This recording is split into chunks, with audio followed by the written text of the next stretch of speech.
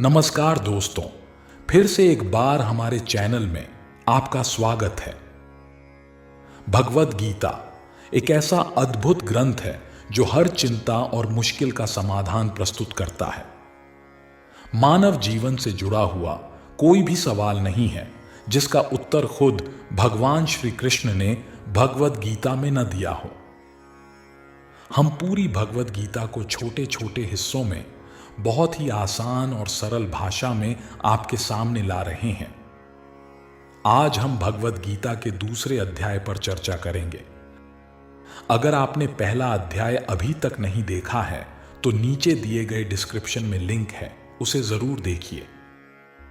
तो चलिए भगवद गीता के दूसरे अध्याय संख्य योग में श्री कृष्ण के इन अनमोल और दिव्य वचनों की यात्रा को शुरू करते हैं और इसका आनंद उठाते हैं। दूसरे अध्याय के शुरू में संजय ने धृतराष्ट्र से कहा, करुणा से भरे गहरे दुख में डूबे और आंखों में आंसू भरे अर्जुन को देखकर मधुसूदन श्री कृष्ण ने उनसे ये वचन कहे, भौतिक करुणा, शोक और आंसू आत्मा के वास्तविक स्वरूप की अज्ञानता के लक्षण हैं। लेकिन जब आत्मा के प्रति करुणा की जाती है तब उसे आत्मज्ञान कहा जाता है। इस श्लोक में मधुसूदन शब्द का विशेष महत्व है। भगवान श्री कृष्ण ने राक्षस मधु का वध किया था और अब अर्जुन चाहते थे कि श्री कृष्ण उनके कर्तव्य में आए इस गलत फहमी के राक्षस को भी नष्ट कर दें। लोग अक्सर यह नहीं समझते कि करुणा कहां दिखानी चाहिए। अगर कोई व्यक्ति डूब रहा हो और हम उसके कपड़ों के लिए करुणा करें तो वह बेकार है। एक व्यक्ति जो अज्ञानता के सागर में डूबा हुआ है, उसे केवल उसके बाहरी शरीर यानी भौतिक शरीर को बचाने से नहीं बचाया जा सकता। जो इस बात को नहीं समझता और बाहरी शरीर के लिए शोक करता है, उसे शूद्र कहा जाता है, यानी वह जो बेवजह शोक करता है। अर्जुन एक क्षत्रिय थे और उनसे इस प्रकार का व्यवहार अपेक्षित नहीं था। लेकिन भगवान श्री कृष्ण अज्ञानी व्यक्ति के शोक को दूर कर सकते हैं और इसी उद्देश्य से भगवद गीता का उपदेश दिया गया। इस अध्याय में श्री कृष्ण हमें भौतिक शरीर और आत्मा का विश्लेषणात्मक अध्ययन करके आत्मज्ञान की शिक्षा देते हैं। यह ज्ञान तब प्राप्त होता है जब हम अपने वास्तविक स्वरूप को समझते हुए अपने कर्मों को सही ढंग से करते हैं। प्रिय अर्जुन, यह अज्ञान तुम्हारे मन में कैसे आ गया? यह अशुद्ध विचार किसी भी तरह उस व्यक्ति के योग्य नहीं है जो जीवन के उच्च मूल्यों को जानता हो। ये विचार तुम्हें उन्नति की ओर नहीं ले जाएंगे बल्कि अपेक्षा की ओर धकेल देंगे। श्री कृष्ण और भगवान का सर्वोच्च रूप एक ही है, इसलिए गीता में श्री कृष्ण को भगवान कहा गया है। भगवान का यह रूप सबसे उच्चतम सत्य है। सत्य को समझने के 3 तरीके हैं। ब्रह्मण, जो सब जगह फैला हुआ है, अनपर्सनल या निराकार रूप। परमात्मा, जो हर जीव के दिल में विद्यमान है, एक स्थानिक रूप। भगवान, सर्वोच्च व्यक्ति जैसे श्री कृष्ण। ये तीनों एक ही हैं। इन तीनों रूपों को सूर्य के उदाहरण से समझा जा सकता है। सूरज की रोशनी जैसे ब्रह्मण, जो सब जगह फैली हुई है।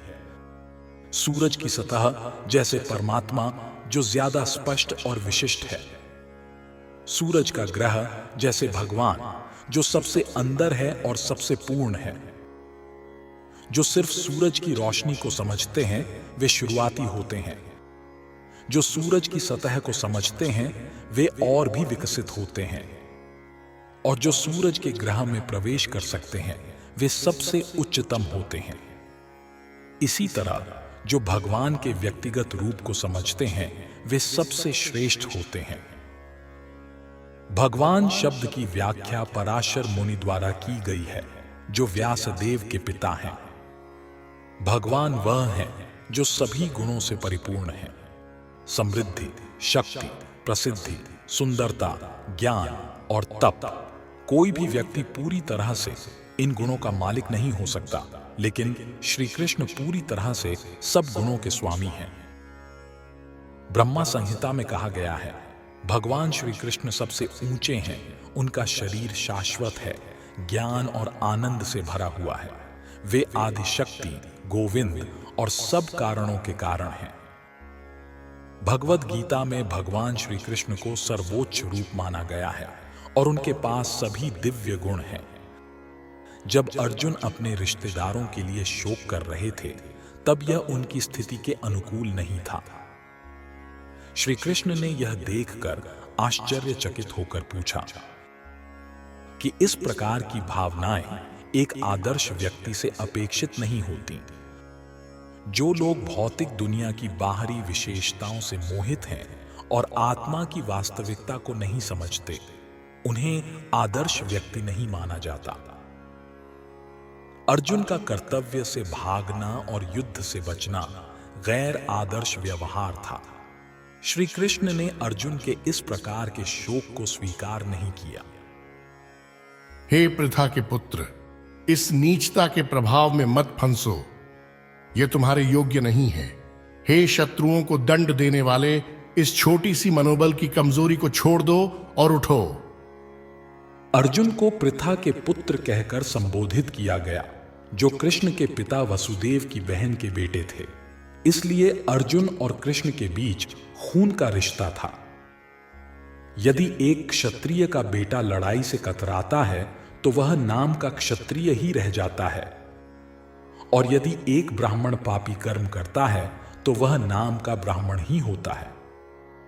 ऐसे क्षत्रिय और ब्राह्मण अपने पिता की संतान बनने के लायक नहीं होते। कृष्ण ने नहीं चाहा कि अर्जुन ऐसे अवर्णनीय क्षत्रिय का बेटा बने। अर्जुन कृष्ण के सबसे करीबी मित्र थे और कृष्ण खुद उसे रथ पर मार्गदर्शन दे रहे थे। लेकिन अगर अर्जुन युद्ध को छोड़ देते, तो यह उनके और कृष्ण के संबंधों के खिलाफ होता।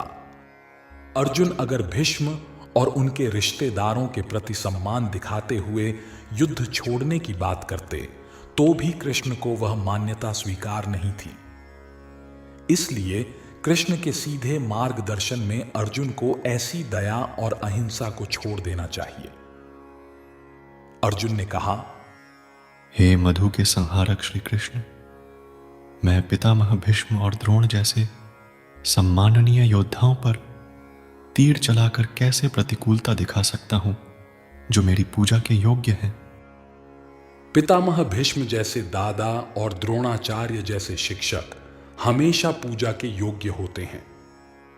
वे भले ही हमला करें, लेकिन हमें उन्हें जवाबी हमला नहीं करना चाहिए। आमतौर पर यह शिष्टाचार होता है कि श्रेष्ठ लोगों से कभी भी तर्क वितर्क नहीं करना चाहिए। अगर वे कभी कड़े व्यवहार भी दिखाएं, तो भी हमें उन्हें कड़ा जवाब नहीं देना चाहिए। तो फिर अर्जुन कैसे उनसे लड़ सकता है? क्या कृष्ण कभी अपने दादा उग्रसेन या अपने गुरु सांदीपनी मुनि पर हमला करेंगे? अर्जुन ने कृष्ण से यही तर्क किए थे। इस दुनिया में भिक्षा मांगकर जीना ज्यादा अच्छा है, बजाय इसके कि अपने गुरु जैसे महान लोगों की जिंदगी की कीमत पर जीना। भले ही वे लालची हों, वे फिर भी हमारे आदरणीय हैं। अगर उन्हें मारा गया तो हमारी जीत भी खून से रंगी होगी। शास्त्रों के अनुसार अगर कोई गुरु घटिया काम करता है और अपनी समझ खो देता है, तो उसे छोड़ देना चाहिए। पितामह भीष्म और द्रोण ने दुर्योधन की ओर से लड़ाई लड़ी, जबकि उन्हें ऐसा नहीं करना चाहिए था। इन हालात में उन्होंने गुरु की इज्जत खो दी है। लेकिन अर्जुन मानते हैं कि वे फिर भी उनके श्रेष्ठ हैं, और इसलिए उन्हें मारकर कुछ प्राप्त करना खून से सने हुए विजय के हिस्से को पाने जैसा होगा। हमें यह भी नहीं पता कि क्या अच्छा है, उन्हें हराना या खुद हार जाना। धृतराष्ट्र के पुत्र, जिनको मारकर भी हम जीना नहीं चाहेंगे, अब हमारे सामने इस युद्ध भूमि पर खड़े हैं। अर्जुन को यह समझ में नहीं आ रहा था कि उसे लड़ाई करनी चाहिए और संभावित हिंसा का सामना करना चाहिए, जबकि लड़ाई एक क्षत्रिय का धर्म है, या उसे लड़ाई से बचकर भिक्षाटन से जीवन यापन करना चाहिए। अगर वह दुश्मनों को हराता नहीं है तो भिक्षाटन ही उसका एकमात्र सहारा होगा। जीत की भी कोई गारंटी नहीं थी, क्योंकि कोई भी पक्ष जीत सकता था। अगर जीत भी मिलती, फिर भी धृतराष्ट्र के पुत्रों की मौत के बाद उनकी अनुपस्थिति में जीना बहुत मुश्किल होगा। ऐसी स्थिति में यह भी एक तरह की हार होगी। इन सब बातों से यह साबित होता है कि अर्जुन केवल भगवान के बड़े भक्त ही नहीं थे, बल्कि वे अत्यंत जागरूक और अपने मन और इंद्रियों पर पूरी तरह से नियंत्रण रखने वाले व्यक्ति भी थे। भले ही वे राजकुमार के घर जन्मे थे, फिर भी भिक्षाटन की इच्छा करना उनके मन के वैराग्य को दर्शाता है। ये गुण और श्री कृष्ण की शिक्षाओं पर विश्वास अर्जुन की उत्कृष्टता को दर्शाते हैं। इसके साथ ही अर्जुन हर दृष्टिकोण से मुक्ति के लिए पूरी तरह से योग्य थे। मनकों का नियंत्रण किए बिना ज्ञान के स्तर तक पहुंचने की कोई संभावना नहीं होती, और बिना ज्ञान और भक्ति के मुक्ति की कोई संभावना नहीं होती। अर्जुन इन सभी गुणों में निपुण थे और उनके भौतिक संबंधों में उनकी विशाल विशेषताओं से भी ऊपर थे। अब मुझे अपने धर्म को लेकर पूरी तरह से उलझन हो गई है और कमजोरी के कारण मेरी सारी समझ भी खो गई है। इस हालत में मैं आपसे स्पष्ट रूप से बताने की विनती करता हूं कि मेरे लिए क्या सबसे अच्छा है। अब मैं आपका शिष्य हूं और पूरी तरह से आपके अधीन हूं। है श्री कृष्ण, कृपया मुझे मार्गदर्शन दें। प्रकृति की स्वाभाविक व्यवस्था के कारण जीवन में हर कदम पर उलझन और पेचीदगी होती है। इसलिए जीवन के उद्देश्य को सही तरीके से समझने और निभाने के लिए एक सही गुरु की आवश्यकता होती है। वेदों में कहा गया है कि उलझनों से छुटकारा पाने और जीवन की समस्याओं को समझने के लिए एक सच्चे गुरु के पास जाना चाहिए। जैसे जंगल में आग लगती है बिना किसी के उसे जलाने के, वैसे ही जीवन की उलझनें बिना किसी की इच्छा के स्वतः उत्पन्न हो जाती हैं। कोई भी आग नहीं चाहता, लेकिन फिर भी वह लग जाती है और हमें परेशान कर देती है। इसलिए वेद की शिक्षा यह है कि जीवन की उलझनों को सुलझाने और समाधान की विज्ञान को समझने के लिए एक गुरु की शरण में जाना चाहिए। जो व्यक्ति जीवन की समस्याओं को नहीं समझता, वह जीवन की उलझनों में फंसा रहता है। गर्ग उपनिषद में ऐसे व्यक्ति को इस प्रकार वर्णित किया गया है: जो इस अक्षर को नहीं जानता और इस संसार से विदा हो जाता है, वह कंगाल है। मनुष्य का जीवन एक अनमोल अवसर है जिसका उपयोग जीवन की समस्याओं को सुलझाने के लिए किया जा सकता है। जो इस अवसर का सही उपयोग नहीं करता, वह एक कंगाल है। दूसरी ओर ब्राह्मण वह है जो इस शरीर का सही उपयोग करके जीवन की सभी समस्याओं को सुलझाता है। कंगाल लोग अपनी दुनिया की चिंताओं में खोए रहते हैं और परिवार, समाज या देश के प्रति अत्यधिक स्नेह में समय बर्बाद करते हैं। वे सोचते हैं कि वे अपने परिवार के सदस्य को मौत से बचा सकते हैं या उनका परिवार उन्हें मौत से बचा सकता है। लेकिन यह पारिवारिक स्नेह केवल त्वचा की बीमारी की तरह होता है और इसे जानवरों में भी देखा जा सकता है जो अपने बच्चों की देखभाल करते हैं। अर्जुन ने समझा कि उसका परिवार के प्रति स्नेह और उन्हें मृत्यु से बचाने की इच्छा उसकी उलझनों का कारण है। हालांकि उसे समझ में आ रहा था कि उसका कर्तव्य युद्ध करना है, फिर भी वह कंगाल की कमजोरी के कारण अपने कर्तव्यों को नहीं निभा पा रहा था। इसीलिए अर्जुन भगवान कृष्ण से स्पष्ट समाधान की मांग कर रहा है और खुद को शिष्य मानकर प्रस्तुत कर रहा है। अर्जुन ने भगवान कृष्ण को पहले शिष्य के रूप में स्वीकार किया है और अब वह गंभीरता से समझना चाहता है। भगवान कृष्ण भगवद गीता के विज्ञान के मूल गुरु हैं और अर्जुन पहले शिष्य हैं जो गीता को समझेंगे। कैसे अर्जुन भगवद गीता को समझेगा, यह गीता में ही बताया गया है। लेकिन फिर भी कुछ मूर्ख लोग कहते हैं कि कृष्ण के व्यक्तित्व को छोड़कर उनके अविनाशी स्वरूप को स्वीकार करना चाहिए। लेकिन कृष्ण के भीतर और बाहर में कोई फर्क नहीं है, और जो इसे नहीं समझता वह सबसे बड़ा मूर्ख है। मुझे इस दुख को दूर करने का कोई तरीका नहीं मिल रहा है जो मेरे संवेगों को सूखा रहा है। अगर मैं पृथ्वी पर सबसे बड़ा साम्राज्य भी जीत लूं और स्वर्ग के देवताओं की तरह सत्ता प्राप्त कर लूं, तब भी मैं इस दुख को समाप्त नहीं कर सकता।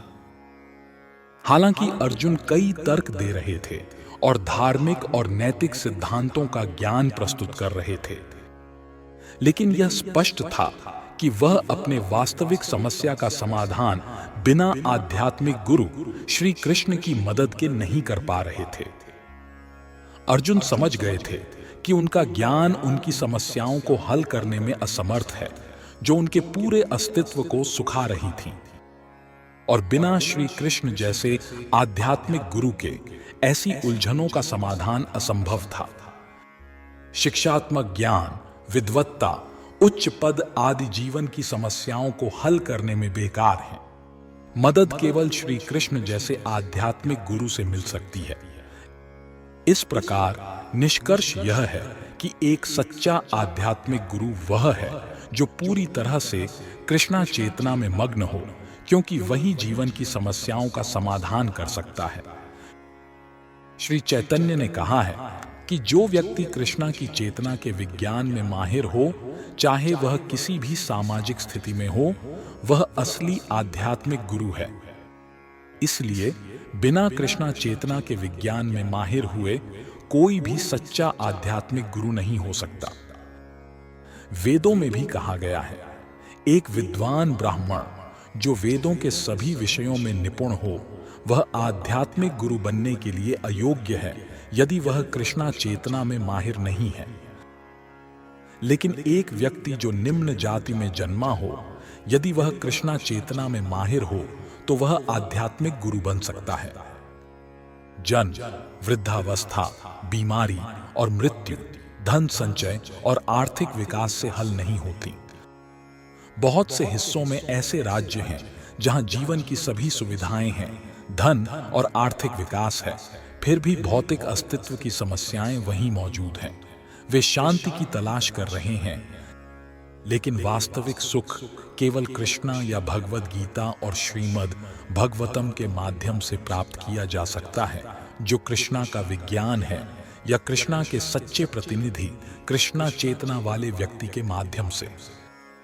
यदि आर्थिक विकास और भौतिक सुख परिवार, सामाजिक, राष्ट्रीय या अंतरराष्ट्रीय दुखों को समाप्त कर सकते, तो अर्जुन यह नहीं कहते कि पृथ्वी पर सबसे बड़ा साम्राज्य या स्वर्ग के देवताओं की तरह सत्ता भी उनके दुखों को दूर नहीं कर सकती। अर्जुन ने कृष्णा चेतना की शरण ली, और यही शांति और सामंजस्य का सही मार्ग है। आर्थिक विकास या विश्व पर सत्ता किसी भी समय भौतिक प्रकृति की आपदाओं से समाप्त हो सकती है। यहां तक कि उच्च ग्रहों पर जाने की चाहत भी एक ही झटके में खत्म हो सकती है। भगवद गीता भी पुष्टि करती है, जब पवित्र कर्मों का फल समाप्त हो जाता है तो एक व्यक्ति खुशी के शिखर से फिर से निम्न जीवन की स्थिति में गिर जाता है। इसलिए यदि हम दुखों को स्थायी रूप से समाप्त करना चाहते हैं तो हमें कृष्णा की शरण लेनी होगी, जैसा कि अर्जुन ने किया है। अर्जुन ने कृष्णा से अपनी समस्या का निश्चित समाधान मांगा, और यही कृष्णा चेतना का मार्ग है। इसके बाद संजय ने कहा, अर्जुन, जिसे कौरवों से युद्ध करना और पराजित करना था, वो अर्जुन श्री कृष्ण से कहा, हैं गोविंद, मैं युद्ध नहीं करूंगा। और उसके बाद चुप हो गया। धृतराष्ट्र ने सोचा कि अर्जुन का युद्ध से हटकर भिक्षाटन का रास्ता अपनाना सुनकर दुर्योधन बहुत खुश होगा। लेकिन संजय ने फिर से उसे निराश किया। जब बताया कि अर्जुन शत्रुओं को हराने में सक्षम है। हालांकि अर्जुन फिलहाल पारिवारिक स्नेह के कारण दुखी और भ्रमित था, उसने कृष्ण को अपने गुरु के रूप में स्वीकार कर लिया। इसका मतलब यह था कि वह जल्द ही पारिवारिक मोह से उत्पन्न झूठे शोक से मुक्त होगा और आत्मज्ञान यानी कृष्ण चेतना से पूर्ण रूप से प्रकाशित होकर युद्ध करेगा। इस तरह धृतराष्ट्र की खुशी चुराई जाएगी, क्योंकि अर्जुन कृष्ण की शिक्षा से जागरूक हो जाएगा और अंत तक युद्ध करेगा। यह बातचीत एक दूसरे के करीबी दोस्तों के बीच हो रही थी, कृष्ण और अर्जुन के बीच। दोनों दोस्त थे, लेकिन अर्जुन ने स्वेच्छा से कृष्ण को अपना गुरु मान लिया। कृष्ण मुस्कुरा रहे थे, क्योंकि एक मित्र ने उन्हें गुरु स्वीकार किया। भगवान होने के नाते कृष्ण हमेशा सभी परिप्रेक्ष्य में श्रेष्ठ होते हैं, लेकिन वह किसी को भी मित्र, पुत्र, प्रेमी या भक्त मानकर स्वीकार करते हैं। जब अर्जुन ने उन्हें गुरु माना तो कृष्ण ने गुरु की भूमिका संभाली और गंभीरता से बात की। इस बातचीत को दोनों सेनाओं के सामने खुलकर किया गया ताकि सभी को लाभ हो। भगवद गीता की ये अमूल्य बातें किसी विशेष व्यक्ति, समाज या समुदाय के लिए नहीं हैं, ये सभी के लिए हैं और मित्र या दुश्मन दोनों ही इसे सुनने के अधिकारी हैं। भगवान श्री कृष्ण ने तुरंत शिक्षक की भूमिका संभाली और कहा, अर्जुन, तुम अप्रत्यक्ष रूप से एक मूर्ख हो। तुम विद्वान की तरह बात कर रहे हो, लेकिन तुम नहीं जानते कि जो वास्तव में ज्ञानी होता है, जो शरीर और आत्मा के बीच अंतर जानता है, वह न तो जीवित अवस्था में और न ही मृत अवस्था में शोक करता है। तुमने कहा कि धार्मिक सिद्धांत राजनीति या समाज शास्त्र से अधिक महत्वपूर्ण है, लेकिन तुम्हें यह पता नहीं कि पदार्थ, आत्मा और परमात्मा का ज्ञान धार्मिक सूत्रों से भी अधिक महत्वपूर्ण है। और क्योंकि तुम्हारे पास यह ज्ञान नहीं है, तुम्हें खुद को बहुत ज्ञानी नहीं मानना चाहिए था। क्योंकि तुम बहुत ज्ञानी नहीं हो, इसलिए तुम उन चीजों के लिए शोक कर रहे हो जो शोक के लायक नहीं है। शरीर का जन्म होता है और आज या कल इसका अंत होना तय है, इसलिए शरीर आत्मा की तुलना में इतना महत्वपूर्ण नहीं है।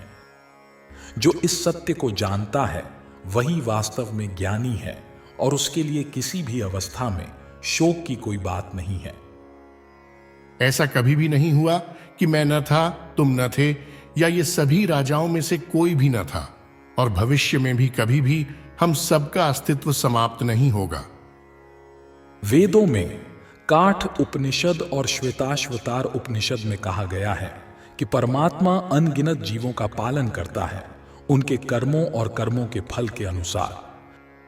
वही परमात्मा हर जीव के दिल में भी है। केवल वही संत जो भीतर और बाहर एक ही परमात्मा को देख सकते हैं, सच्ची और शाश्वत शांति प्राप्त कर सकते हैं। उसी वेदांत का ज्ञान अर्जुन को भी दिया गया है, जो हर व्यक्ति को सिखाया जाता है, भले ही वे कितने भी विद्वान क्यों न हो। भगवान ने स्पष्ट रूप से कहा कि वह खुद, अर्जुन और युद्ध भूमि पर मौजूद सभी राजा अनंत व्यक्तिगत प्राणी हैं और भगवान हमेशा जीवों का पालन करते हैं, चाहे वे किसी भी स्थिति में हों, बंधन में हों या मुक्त। भगवान कृष्ण ने कहा कि हमें इस तथ्य पर ध्यान देना चाहिए कि आत्मा और परमात्मा की व्यक्तिगतता शाश्वत है, इसीलिए कोई भी वास्तविकता की चिंता नहीं करनी चाहिए। मायावादी विचारधारा जो कहती है कि मोक्ष के बाद आत्मा निराकार ब्रह्म में विलीन हो जाती है, व्यक्तिगतता की यह अवधारणा न केवल सही है बल्कि इसे वेदों में भी प्रमाणित किया गया है। भगवान कृष्ण का उपदेश और गीता की शिक्षाएं केवल भक्तों के लिए हैं। जो लोग भगवान कृष्ण की सर्वोच्चता को स्वीकार नहीं करते, वे गीता के गहरे अर्थ को समझ नहीं सकते। गीता की असली समझ केवल भक्तों को मिलती है और अन्य लोग इसका सही स्वाद नहीं ले सकते। मायावादी दृष्टिकोण गीता की सच्चाई को भ्रमित करता है। इसलिए हमें मायावादियों की टिप्पणियों से दूर रहना चाहिए और गीता की असली आत्मा को समझने का प्रयास करना चाहिए। जैसे हमारी आत्मा इस शरीर में बचपन से युवा अवस्था और फिर बुढ़ापे तक की यात्रा करती रहती है, ठीक उसी तरह मृत्यु के समय आत्मा एक नए शरीर में प्रवेश करती है। जो व्यक्ति अपनी आत्मा को सही से जानता है वह इस बदलाव से चकित नहीं होता। हर जीवित प्राणी एक व्यक्तिगत आत्मा है जो लगातार अपने शरीर को बदलता रहता है। कभी वह बच्चा होता है, कभी युवा और कभी वृद्ध। फिर भी वही आत्मा स्थिर रहती है और इसमें कोई बदलाव नहीं आता। मृत्यु के समय यह आत्मा एक नए शरीर में प्रवेश करती है। क्योंकि आत्मा का अगला शरीर भी निश्चित है, चाहे वह भौतिक हो या आध्यात्मिक। इसलिए अर्जुन को मृत्यु के कारण कोई शोक नहीं करना चाहिए था, बल्कि उसे इस बात की खुशी होनी चाहिए थी कि पुराने शरीर से नए शरीर में परिवर्तन हो रहा है, जिससे उनकी ऊर्जा नई हो जाएगी। भीष्म और द्रोण जैसे महान आत्माओं को अगले जीवन में या तो आध्यात्मिक शरीर मिलेंगे या फिर स्वर्गीय जीवन का आनंद मिलेगा। इसलिए किसी भी प्रकार से मृत्यु का शोक करना निरर्थक है। जो व्यक्ति आत्मा, परमात्मा और भौतिक तथा आध्यात्मिक प्रकृति की सही समझ रखता है, वह एक सच्चा और धीर व्यक्ति होता है। ऐसे व्यक्ति को शरीर के बदलने से भ्रमित नहीं किया जा सकता। यह सिद्धांत कि आत्मा एक जैसी होती है असंगत है, क्योंकि परमात्मा अविनाशी और अपरिवर्तनीय है। परमात्मा की यह सैद्धांतिकता जो प्रत्येक शरीर में अलग होती है और व्यक्ति आत्मा से भिन्न होती है। जैसे पानी में आकाश की परछाई दिखाई देती है, वैसे ही व्यक्ति, आत्मा और परमात्मा का भेद स्पष्ट होता है। अर्जुन और श्री कृष्ण की स्थिति एक जैसी नहीं हो सकती। श्री कृष्ण का स्थान उच्च है और अर्जुन, जो मायावती के प्रभाव में भ्रमित हैं, उनके लिए शिक्षण का कार्य करते हैं। इसलिए श्री कृष्ण का स्थान परम भगवान के रूप में स्वीकार करना सही है और यह स्पष्ट है कि वह अर्जुन से उच्च हैं। हे कुंती के पुत्र, खुशी और दुख की अस्थायी स्थिति और उनका समय पर समाप्त हो जाना, जैसे सर्दी और गर्मी के मौसम का आना और जाना है, ये सभी अनुभव हमारी इंद्रियों से होते हैं। इसलिए इन अस्थायी भावनाओं को सहन करना सीखो और इन्हें अपने मन को परेशान करने का कारण मत बनाओ। कर्म का सही निर्वाह करते समय हमें खुशी और दुख की अस्थायी अवस्थाओं को सहन करना सीखना चाहिए। वेदों के अनुसार सुबह जल्दी स्नान करना एक धार्मिक नियम है, चाहे माघ यानी जनवरी फरवरी का महीना कितना ही ठंडा क्यों ना हो। ठंड के बावजूद जो व्यक्ति धार्मिक नियमों का पालन करता है, वह स्नान करने से नहीं हिचकिचाता। इसी तरह गर्मी के मौसम में यानी मई और जून के महीनों में भी महिलाएं रसोई में खाना बनाने से नहीं हिचकिचाती। किसी भी कठिन परिस्थिति के बावजूद अपने कर्तव्य को निभाना महत्वपूर्ण है। जैसे कि एक क्षत्रिय के लिए लड़ना उसका धर्म है, तो भले ही उसे अपने मित्र या रिश्तेदार से लड़ना पड़े, वह अपने निर्धारित कर्तव्य से नहीं हट सकता। धार्मिक नियमों का पालन करके ही व्यक्ति ज्ञान और भक्ति प्राप्त कर सकता है और माया के बंधनों से मुक्ति प्राप्त कर सकता है। अर्जुन को कौन्तेय और भारत के नाम से संबोधित किया गया है, जो उनकी मां और पिता की ओर से उनके महान वंश का संकेत है। ऐसा महान वंश कर्तव्यों की सही निर्वाह की जिम्मेदारी लाता है, इसलिए अर्जुन को लड़ाई से भागना नहीं चाहिए। हे अर्जुन, वह व्यक्ति जो खुशी और दुख दोनों के दौरान शांत और स्थिर रहता है, वास्तव में मुक्ति के योग्य होता है।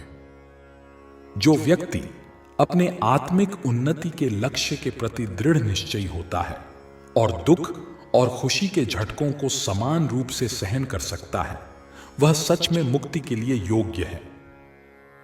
जीवन के 4 आश्रमों में संन्यास आश्रम एक कठिन अवस्था होती है, लेकिन जो व्यक्ति अपने जीवन को पूर्ण बनाने के लिए गंभीर है, वह सभी कठिनाइयों के बावजूद संन्यास की स्थिति अपनाता है। यह कठिनाइयां पारिवारिक संबंधों को तोड़ने, पत्नी और बच्चों से दूर होने की होती हैं। लेकिन जो व्यक्ति इन कठिनाइयों को सहन कर सकता है, उसकी आत्मिक उन्नति की राह निश्चित होती है। इसी तरह अर्जुन को सलाह दी जाती है कि वह अपने कर्तव्यों में स्थिरता बनाए रखें, भले ही यह अपने परिवार के लोगों या प्रियजनों से लड़ना कितना भी कठिन हो। भगवान चैतन्य ने 24 वर्ष की उम्र में संन्यास लिया और उनकी पत्नी और वृद्ध मां के पास उनकी देखभाल करने वाला कोई नहीं था। फिर भी उन्होंने एक उच्च उद्देश्य के लिए संन्यास अपनाया और उच्च कर्तव्यों में स्थिर रहे। यही आत्मिक बंधनों से मुक्ति पाने का मार्ग है। धन्यवाद दोस्तों, श्रीमद् भगवद गीता की इस यात्रा में हमारे साथ जुड़ने के लिए। अगर आपको भगवद गीता के दूसरे अध्याय का यह भाग पसंद आया हो तो कृपया वीडियो को लाइक और शेयर जरूर करें। अगर आप YouTube पर देख रहे हैं तो हमारे चैनल को सब्सक्राइब करें, और अगर आप इसे Facebook पर देख रहे हैं तो हमारे पेज को फॉलो करना न भूलें, ताकि आप संपूर्ण भगवद गीता सीरीज के सभी आने वाले वीडियो के बारे में जानकारी पा सकें। आपके सुझाव और विचार हमारे लिए बेहद महत्वपूर्ण हैं, इसलिए नीचे कमेंट बॉक्स में जरूर बताएं कि आप इस विषय के बारे में क्या सोचते हैं। अगले वीडियो में हम भगवद गीता के दूसरे अध्याय की यात्रा को और विस्तार से सरल भाषा में जारी रखेंगे। तब तक अपना ख्याल रखें, खुश रहें और जीवन की राह पर सच्चाई के साथ आगे बढ़ते रहें। मिलते हैं अगले वीडियो में। धन्यवाद और जय श्री कृष्ण।